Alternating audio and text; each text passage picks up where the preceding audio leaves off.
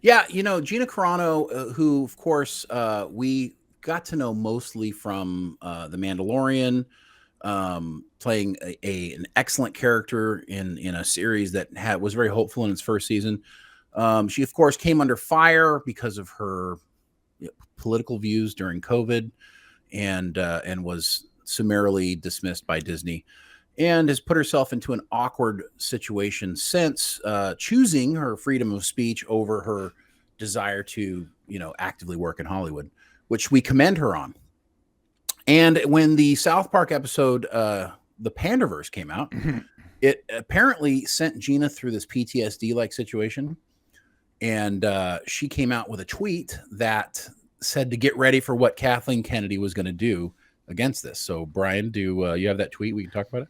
I do. It is right here. This is the part where KK demands any YouTubers get censored off of YouTube for sharing and laughing at this hilarious episode. She'll have YouTube disable the thumbs down option because of the ratio she'll receive, and then she'll have her publicist ghouls, that's a cool word, ghouls, make sure Variety and Hollywood Reporter run hit pieces about the South Park creators and their families, smearing their names through every useful idiot she has under her thumb. Who would sell her soul to work for Lucasfilm? She'll activate her online mob to repeat that YouTube creators are racist, bigots, transphobes, and demand that South Park creators publicly apologize by only using words she approves of. And finally, she'll demand they subject themselves to a re-education course of 45 people in the LGBT community Zoom call to sit there and listen of how badly they got their feelings hurt over a little boop of a South Park episode. But maybe, just maybe, the jig is up. Yeah, and what's interesting is Gina, there's some of the things here that she said before, and she's been, she doesn't pull punches. But there's some interesting new information here. And you got to remember, when Gina puts out information and she talks, it's all very common sensey. One of the things I love about Gina is that everything she says makes sense, regardless of to me, you can't, reasonable is reasonable, and so if somebody's speaking reasonably, that's one thing. Now, she's an expert. So she was in this, she worked for Kathleen. She worked for the Disney machine. She went through this process. So the things that she's saying here is not hyperbole. This is actually what happened to her. Right. And so that tells you the length of what people will go through, what Kathleen will go through, whether she's, as said here, running hit pieces, which I don't know. I saw some hit pieces against Matt and Trey, but nothing overt, nothing too overt anyways. Yeah. Because I think they're untouchable. I think a lot of publicists and news sites, they just know that no one cares. That there's no win there. Yeah. So they don't attack it because they can't win. Because they did just enough making fun of both sides to make them really untouchable. Right. But this thing that I find interesting about here, they're made men. they are made men. The thing I find interesting here, though, is she talks about being subjected to a re-education course of 45 people in the LGBTQ community. That is a very specific number. Like, if you're just going to exaggerate, you're not going to say 45. You're going to say 50, 70, 100, whatever. It's going to be a round number, not 45, which means it's very specific, which means it's something that happened to her. So 45 people in the LGBTQ community, a Zoom call to sit there and listen to how badly they got their feelings hurt. Okay. Which means that Gina had to be, put in front of a firing squad, so to speak, kind of like that show, the movie Old Dads, when he walks out there. Yeah. And he's got the entire school, like parents, like basically I wasn't there, but it him. hurt my feelings when I heard about it. Right. And so Gina had to go through this because her words hurt people's feelings. So this is a real thing happening here. And all it does is continue to add more ammunition to the fact that these corporations are completely out of control. Like when a corporation used to have like guidelines, there's things you can and can't do to your employees, right? And you could get in trouble. You could get sued in court. You could, wrongful termination, all kinds of different things. But there seems to be these protections in line that doesn't happen to people like Disney, right? Gina, I got to be honest with you, like, she's a hero. I mean, she has chose her, her morals over her desire to work in Hollywood. Right. And it's easy for anybody to go on social media and have their opinion. A lot of people are lauded for speaking their mind, right? For saying what they want to say and like having the character to like stand up and really speak the truth. But most of the time, for most of us, it doesn't mean anything because nobody knows who we are. Most people are anonymous, and there's no consequences for it. But for Gina, there were very real consequences for what she went through, and she continues to double down and back her stand. And you just have to respect somebody like that who's willing to stand up for what they believe, despite the fact that her career is, at least in Hollywood, is essentially never going to go anywhere. Just like Kevin Sorbo. His career is over. Yeah. Her career is over, and it's not right that this is happening to the people because of their viewpoints. So really interesting thing. This wasn't all that she did this week. She also went after Rachel Zeigler, right? Oh, yes. Real quick, while we're still talking about Trey and Matt, remember, good luck getting an apology out of them because this was their apology to China. I don't know if you guys recall this. But official apology, remember, this is from the official start South Park. Official apology to China from Trey Parker and Matt Stone. This is after everyone was mad at him for the China episode. Yeah. It's like the NBA, we welcome the Chinese censors into our homes and into our hearts. We too love money more than freedom and democracy. Z doesn't look anything like Winnie the Pooh at all. Tune into our 300th episode this Wednesday at 10. Long live the great Communist Party of China. May this autumn, I don't know what this word is, sorghum, harvest be bountiful. We good now, China? Ooh, I mean, are they wrong? Listen, if these guys got fired tomorrow and could never make anything ever again, they're still, the rest of their lives are taken care of. Yeah, they don't care. They don't care what people think about them. And the first way to be successful in your life is being in a position where you don't have to care what people think about you. Some people have to play the political game in their jobs, in Hollywood, in whatever they do, because there's consequences to your opinion and whatnot. Right. The problem is we need to get to a place where we need to be able to separate what our opinion is and what we do, at the job. The two need to be different. Yeah, like us getting demonetized.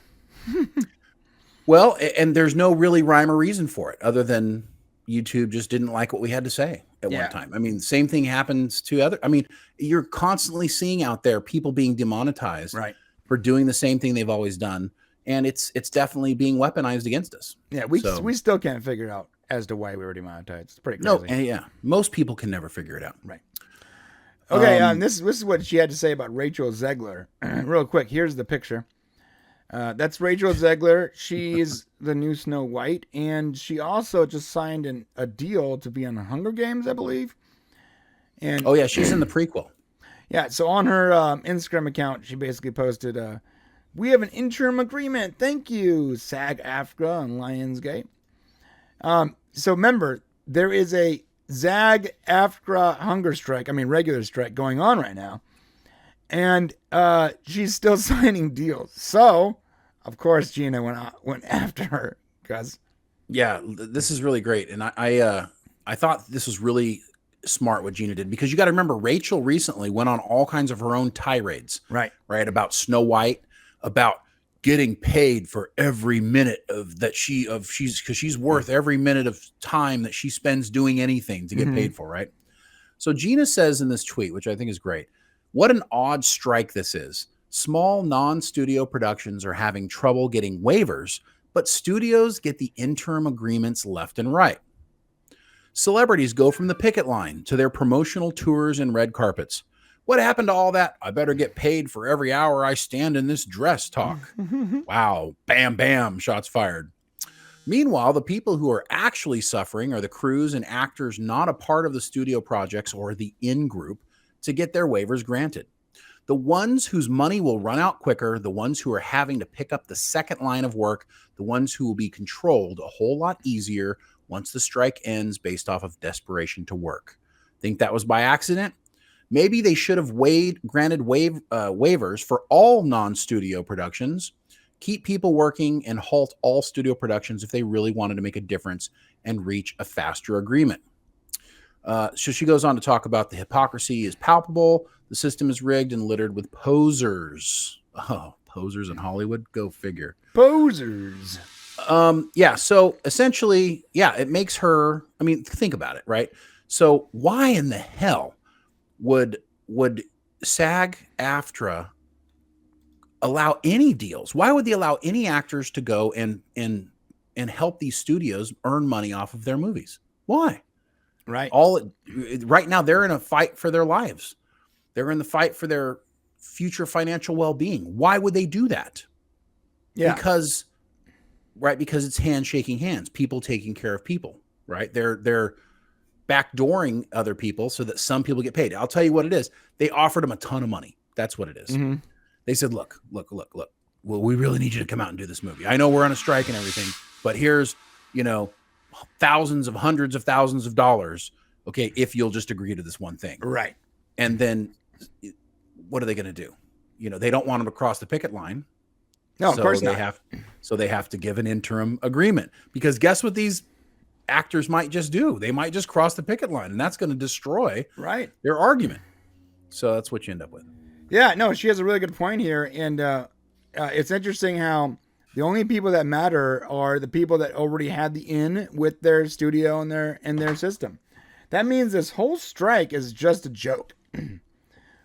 It's a massive joke designed to help the tiny percent that's at the very top of this thing.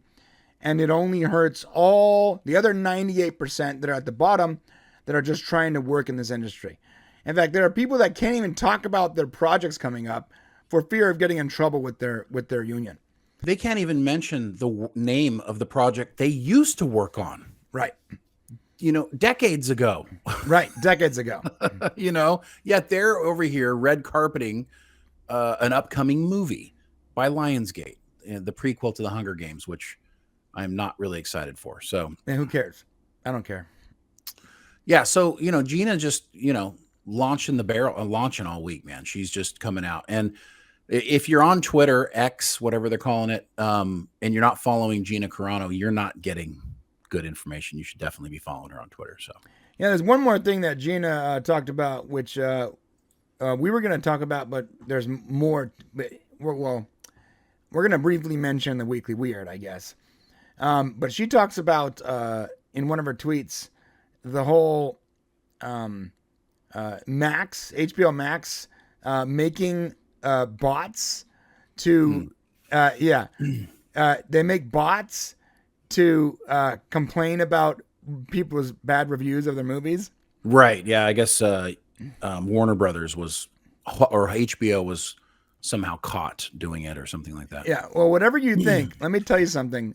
You think that HBO Max is the only people doing that? You're nuts.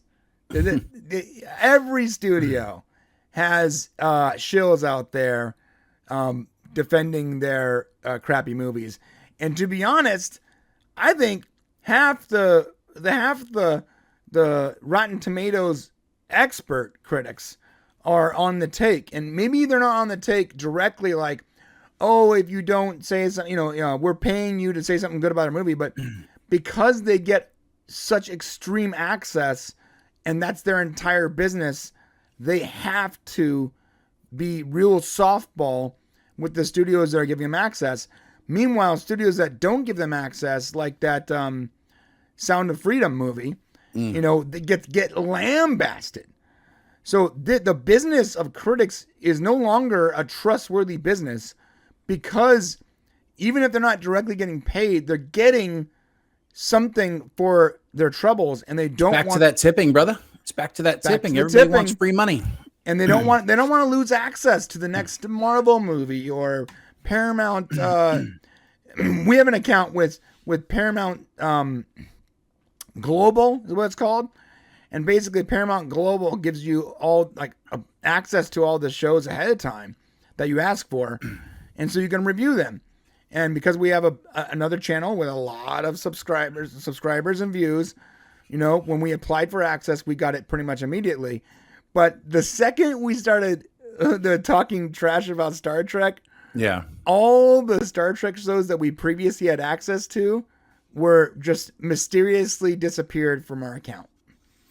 We don't know why. We didn't get any contact. Well, we know why. I mean, like we didn't get like an email being like, "Hey, what's up, guys?" But we do know that we had access to these shows, and when you log into the account now, there is no shows there. Right. Yeah. No, see that's the difference between the media now and the media, say, a couple decades ago. Because a couple of decades ago, you always allowed all media access, regardless of whether they were going to say something good or bad about you, because you wanted to make sure that you were transparent. Because there was a consequence to only giving information to people who were one-sided. People could see through that, and then you were judged for it. But today, that's a standard. Like that's how it works today. Right. There is one more tweet by Gina that we need to go through.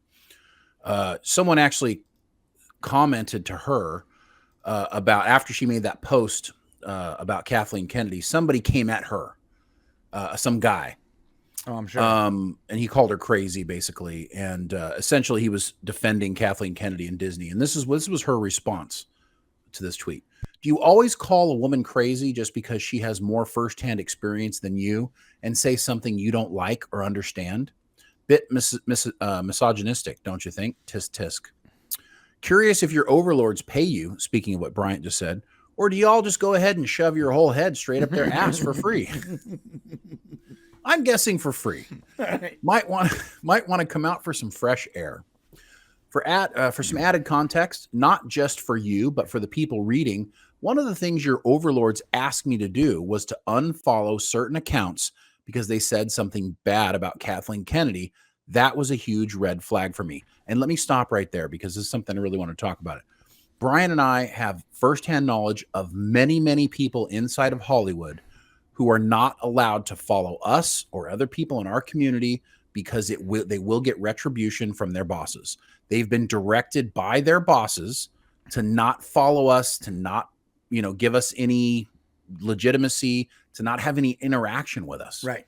So what Gina is saying here is 100% true, and it happens all the time. I cannot tell you how many private conversations that I've had with people, whether directly from a phone call, not related to social media at all, where they were like, "Man, I'm sorry, I can't, talk to you on social media because I'm gonna get in trouble." Yeah, they're like, "Hey, listen, I saw your last video. It's really great.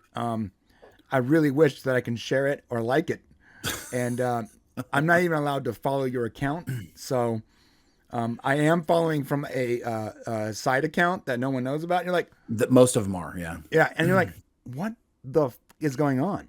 Yeah. Like people go like, "Hey, what are your sources?" I'm like, "Well, we can't tell you our sources, but here's another reason why we can't, because our sources might get in trouble." Right. That's they might get in trouble just for talking to us, and we are vanilla. So imagine people like Gary or something. Like Gary, right? Yeah. No one can talk to Gary. No one. No, absolutely not. So this is something that's we can corroborate what she's saying here. If I were the head of one of the most powerful entertainment companies in the world, I would know that the haters come with the territory, and that maybe the haters are expressing their thoughts because they actually care, and caring is a good thing, because as long as they care, well, hey, we still have something to work with. Maybe we can win their hearts back eventually, and maybe they do have some good things to add to the conversation. And that, at the very least, they are still buying the product. Okay. So that reminds me of what Terry did. Like, Terry went and talked to everyone. Right. And then got in trouble for it. So, yeah, because it worked. Got lots of eyeballs on Picard season 3, but then he got in trouble because he was associating with known felons. Right. More known felons. Or evil people. We're the evil ones. Well, and the problem is that, right. And the problem here, look, if you take a look at it, it's so winning their hearts back. Listen, we're not complaining about this stuff. And none of us are complaining about this stuff because we hate Star Wars or Star Trek or Hollywood or movies. Right. We're complaining about it because we love it. It's no different than if I were to go down to Home Depot and buy a socket set And then if I brought the socket set home and opened it up and then used it and it broke, or it was a cheap piece of shit, or it was terrible, that I would not go back to Home Depot and complain loudly until they gave me my money back. Okay, look, it's called consumer happiness. We love Star Wars. We love Star Trek. We love all these Hollywood IPs. We love going to the movies and seeing good stuff. Yeah. We don't like it when we buy shit that's broken. Right. And we're going to complain about it. Right. It's and let's be real. If you go and spend money on something that is the opposite of what was sold to you, what you were sold in the trailer, and in the IP in general, you go and watch it, you spend all this money, you spend all your time, and you're like disappointed times 3. You're disappointed because you spent money to see something that was horrible. You're disappointed in something that you loved for something so much that is being mismanaged, and you're disappointed that the more you talk about it, the more your signal strength is going to weaken, right? Because you are not going to get any kind of you are not playing on the same fair field as everyone else. Let me tell you something. People that are joining with the studios, people that have connections, they're really easy to spot because they usually have the most signal boost. They have the most views. They have the most visibility, and there isn't a reason behind it that isn't anything but a conspiracy theory proven true. That's in my throat. People like, I'm not gonna say names, but there are people out there that have very little to offer, very little words to add to a review, let's say, of Killers of the Flower Moon, other than praise. Yet they are getting signal boosted to the extreme. While there are other people who are completely lacking any kind of boost that are reaching all their views organically. I love Critical Thinker. Imagine if Critical Thinker was treated the same in the algorithm as, say, someone like John Campea. Dude, he would have 100 million views a video. Who are you talking about? Critical Drinker? Critical Thinker. Critical Drinker is not treated the same via the algorithm as other players in this game are. But those players get the same amount of views, even though they're offering very little to the conversation. Because the algorithm, YouTube, social media, is favoring these people that have connections, inroads to these studios. Because they're saying nice things, because they're following, the rules. And it's not about just having inroads. So for example, I've been reviewing movies for 30 years across multiple publications for decades. Okay. And so I have inroads, but I don't bend the knee and kiss the ring. Right. So it's two-parter. And let's actually continue with what she has here in this tweet, because it goes on to talk about this stuff. She says, if you're a proper good leader, you learn how to embrace and communicate, not dictate and silence and demand your actors and directors unfollow and shame more than half of your fan base and the people who have stuck with the franchise for decades.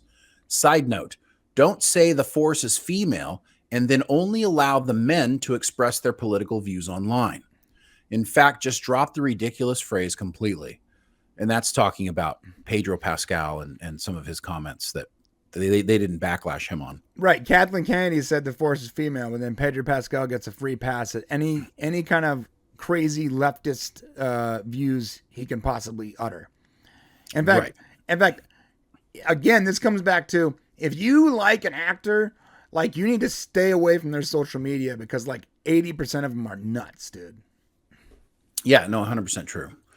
She goes on to say, one of the problems your overlords are having now is that they've made a lot of people completely stop caring about one of the most beloved franchises in history, all by bullying, pushing aggressive agendas, and trying to silence the people criticizing them.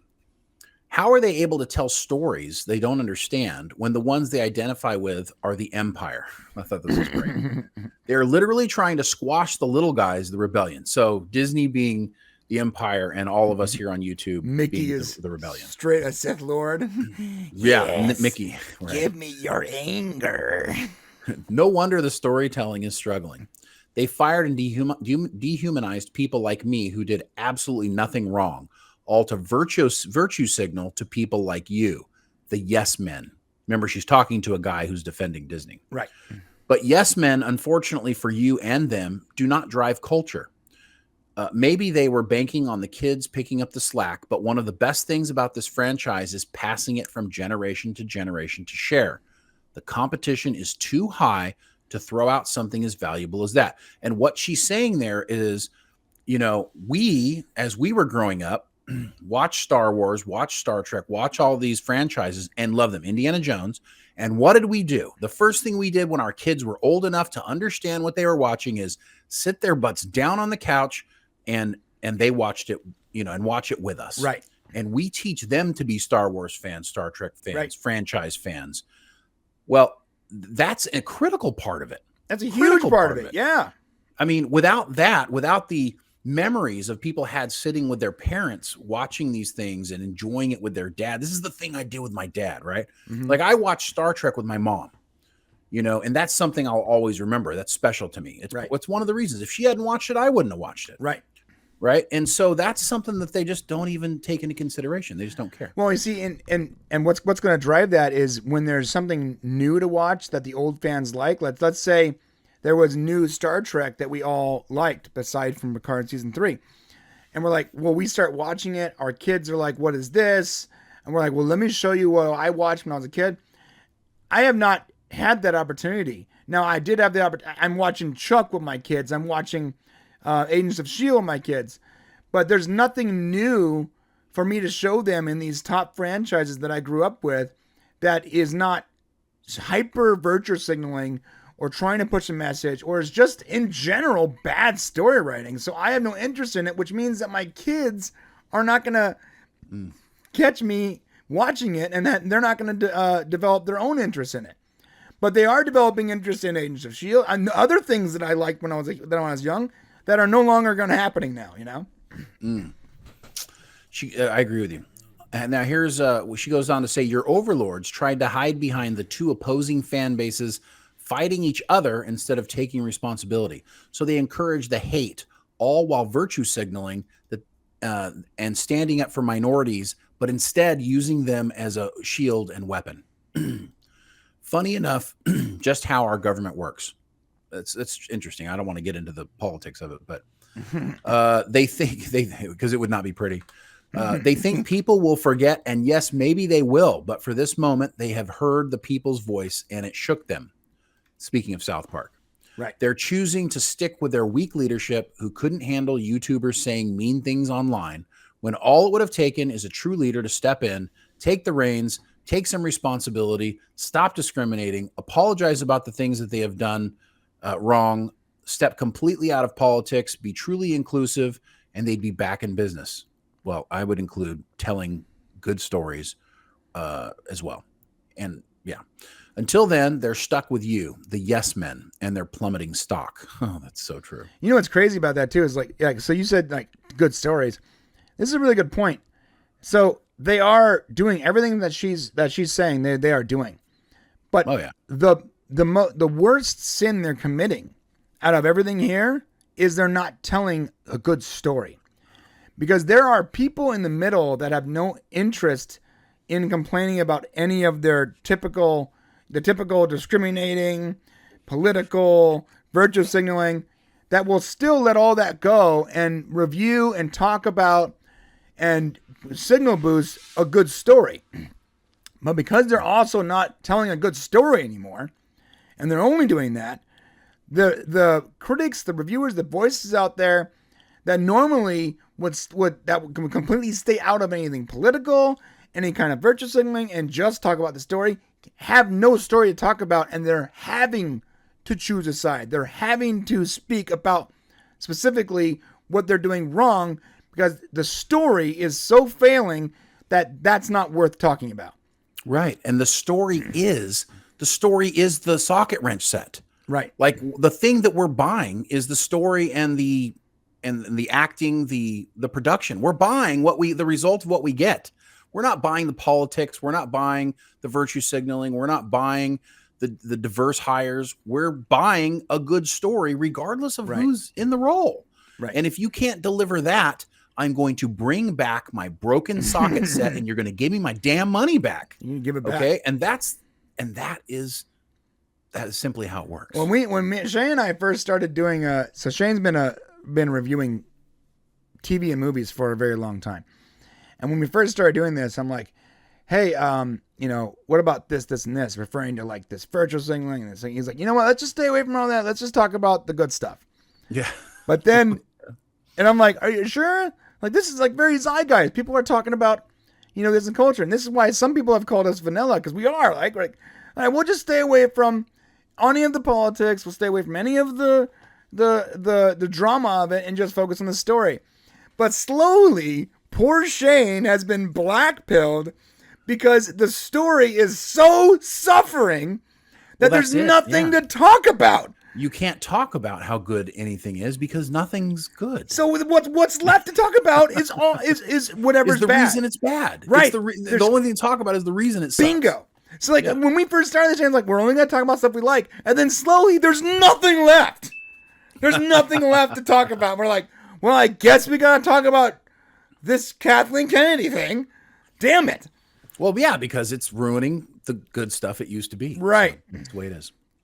Last thing I want to say here about Gina, and I really love that she said this, is I'm not saying I'm right on all fronts, but I am open-hearted and refuse to discriminate based off of powerful people telling me how to think and act. And if there was something I needed to apologize for, I would have it in a heartbeat. But I didn't say or do anything wrong. People come up to me daily to shake my hand and thank me for taking a stand, even people who think differently.